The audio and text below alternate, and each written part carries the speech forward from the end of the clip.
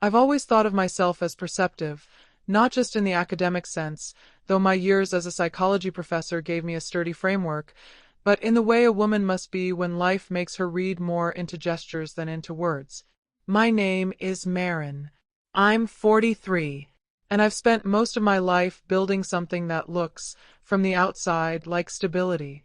3 years ago, after my husband Gerald passed from a long, stubborn illness, I moved into a lakeside home in Vermont left to me by my godmother.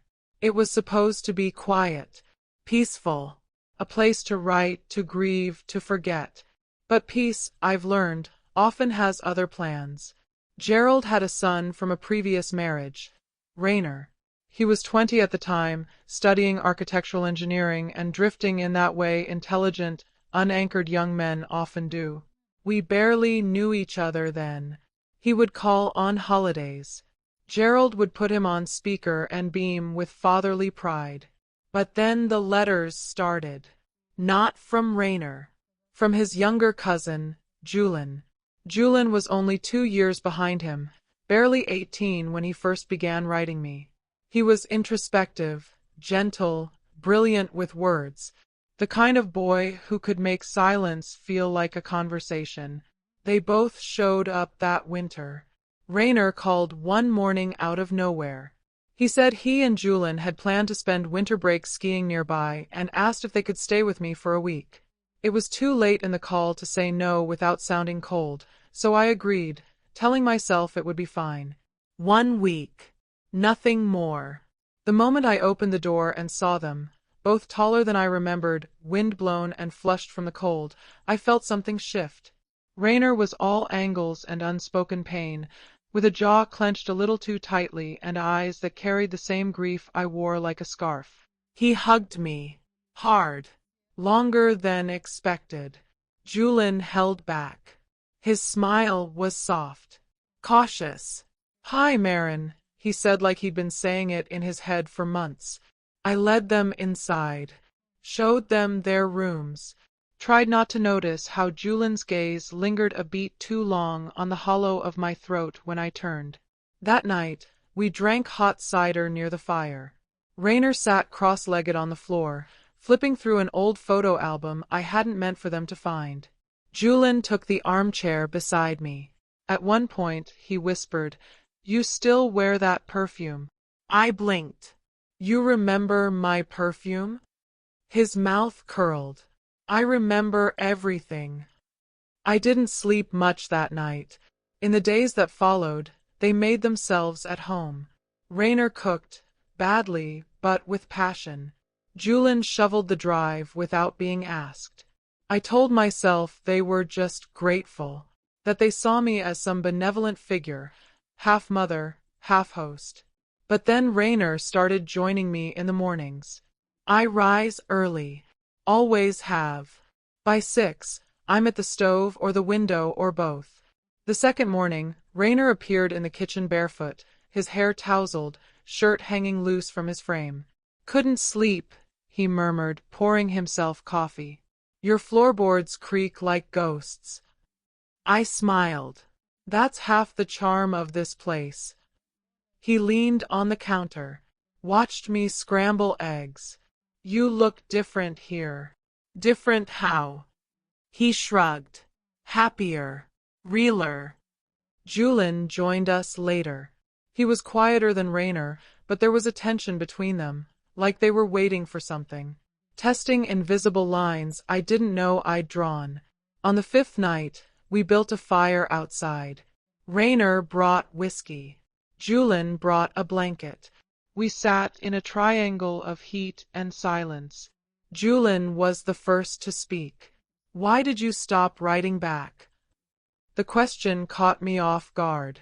I looked at him. His expression was unreadable. "I didn't mean to," I said quietly. "I was grieving." "So was I," he replied, his voice soft but pointed. Rainer didn't speak. Just drank slowly, watching us like a chessboard he wasn't ready to play. "I kept writing," Julien continued, "even when you didn't answer." "I know." He looked at me then, not like a boy, not like a cousin's son, but like a man who knew something he shouldn't. And I felt that old thrum in my chest, the one I hadn't heard since Gerald was still strong. Raynor stood suddenly. "I'm going to bed." He didn't look at either of us. When the door closed behind him, Julian scooted closer to the fire.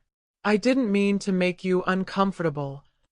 "You didn't," I said. "But it wasn't true. And it wasn't false, either. It was something in between." That night, I stood at my bedroom window long after the lights went out in the guest rooms. I didn't cry. I didn't sleep. I just stared at the lake, wondering when exactly I had stepped into the fire. The following morning, the lake was frozen over. Thin sheets of ice stretched across the surface, crackling faintly under the wind. I watched it from the kitchen window, coffee in hand, and wondered if the stillness of it was an omen. Something waiting to break. Raynor joined me again. He didn't speak at first, just stood beside me, his arm nearly brushing mine, eyes on the horizon.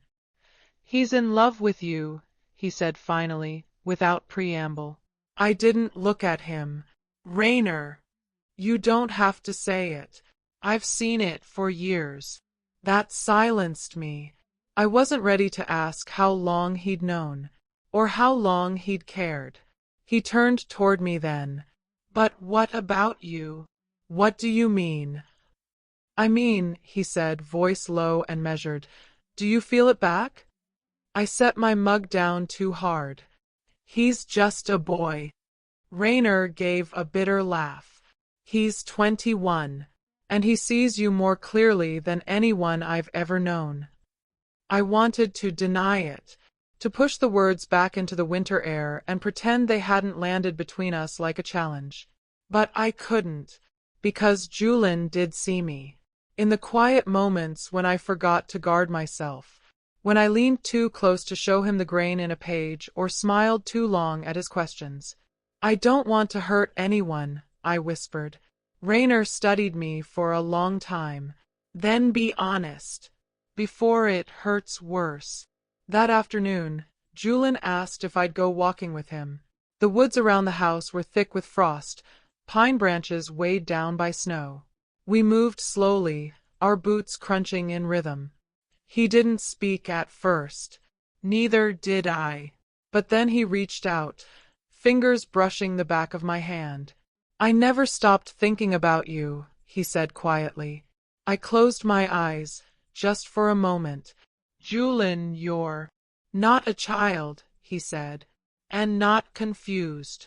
His hand wrapped around mine, firm but not forceful. His eyes were the same color as the slate sky overhead. "I've watched you build your life from ashes. I've seen how you carry everyone else's weight like it's your own. And I just keep wondering." "Wondering what?" "What it would be like," he whispered, "if someone carried you." I stopped walking. The forest stilled around us. I didn't move away. Instead, I said the one thing I hadn't dared say aloud. "I think about you too." There was no kiss, no grand declaration, just a moment, thick with awareness, with consequence, with the hush of something ancient waking in the snow. That night, we cooked together. Raynor watched us from across the table, his face unreadable. He didn't speak much, just observed. And when Julian touched my wrist as he passed me a bowl, Raynor's gaze lingered. After dinner, Raynor poured 3 glasses of wine and raised his. "To things we don't talk about," he said with a crooked smile. "But maybe should." Julian met his eyes. "Some things don't need words." Raynor drank first. Then Julian. I hesitated, because the air was changing again. Charged. Later, I stepped outside alone. The wind was colder, slicing through my sweater like paper. I stood at the edge of the porch, the snow crunching beneath my slippers. Footsteps followed me. It was Raynor. He didn't say anything at first, just stood beside me, both of us staring at the stars as they emerged one by one. "You always stood like that," he said. "With Dad." You'd step outside when you needed to breathe. I smiled faintly. He didn't always make breathing easy. Rainer laughed softly. No, he didn't. Another pause. Then, I never hated him. Even when he disappeared into his illness. I just hated that he made you disappear too. I looked at him then. He wasn't a boy either. There was something carved into the way he held himself. Grief, yes. But grace too. You're allowed to move forward, he said gently. Just don't forget the road you came from. I haven't, I murmured. I never could. His fingers brushed mine. Brief, unspoken. A touch that didn't ask anything. That just offered understanding. And maybe something more. Inside the house, Julian's shadow passed behind the curtain. 3 stories. 1 house. 1 winter. And the fire still burning. The next morning, I awoke to the soft hush of falling snow. Thick, steady flakes covered the porch, the path, the frozen lake. The world looked hushed, like it had pressed a finger to its lips and asked for stillness. Julian was in the kitchen when I came down, already brewing coffee, already watching the window like it might give him answers. He turned at the sound of my steps, and his smile was quiet, knowing. I didn't have the energy to pretend nothing had changed. Rainer's gone into town, he said, pouring 2 mugs. Said he needed space. I nodded. The silence between us wasn't cold. It was heavy with what we hadn't yet spoken aloud. He told me, Julian said, handing me a mug, about your conversation. About how you're trying to protect us. I'm trying to protect you both, I said, wrapping my hands around the heat. He watched me for a long moment. Then let me say this clearly, Marin. My name on his tongue sounded like an invocation. You're not breaking anything. Not really. Rainer and we're not children chasing something we don't understand. You're family. And you're human. I sat down at the table. The steam from the mug curled between us. I don't know how this ends, I admitted. But it can't end in anger. It won't, he said with quiet certainty. Later that day, Julian brought out his sketchbook. I hadn't known he sketched, had never seen him draw, never noticed the way his fingers sometimes moved like they were shaping something invisible in the air. He showed me pages. Portraits, hands, winter trees, and then a sketch of me. I was caught off guard. You drew this from memory? He nodded. That first night, when we sat by the fire and you tucked your hair behind your ear. I touched the place on my neck where the strands had once fallen. You see too much, I whispered. That's why I can't stop, he replied. We didn't speak again for a while. Just sat there, the wind rattling softly against the windows. That evening, Rainer returned. He looked tired, but composed. His eyes were calm, and when he saw us sitting together, shoulders close, heads bent over a book, I braced myself for something sharp. But he only said, I brought back dinner. Thought you might be tired of cooking. There was something in his voice I couldn't name. Not surrender, not approval, but maybe understanding. We ate together, talked lightly, weather, books, the latest news. But everything beneath was shifting. Later, Rainer found me in the den, standing beside the old record player Gerald had once loved. I used to hate this house, he said quietly. I looked at him. Why? Because it was the one place I never got to know him. He always kept it for himself. For you. He wanted something untouched, I said softly. And he left it to me because he knew I'd keep it sacred. He smiled, faintly. And now, I whispered, I don't know what it is anymore. Rainer stepped forward. You're allowed to change it. We all are. There was a moment, barely a breath, where I thought he might reach for me. But instead, he stepped back, gave me space, let me breathe. That night, the three of us played cards by the fire. The tension was different now, matured, like a storm that had passed, leaving only the smell of rain. Julien didn't touch me, not overtly, but when our hands brushed as we reached for the deck, there was no shock, only certainty. Rainer watched, but didn't flinch. We were balancing on something delicate, but we were balancing.